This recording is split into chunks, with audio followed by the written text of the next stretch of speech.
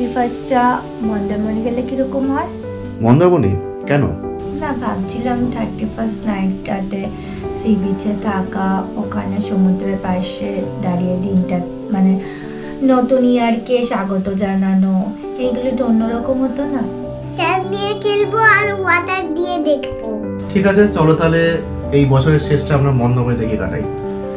আমাকে তো তাহলে আপনারাও আসুন আমাদের সাথে নিউ ইয়ার সেলিব্রেট করতে। সবার সাথে দেখা হবে মন্দারমণিতে।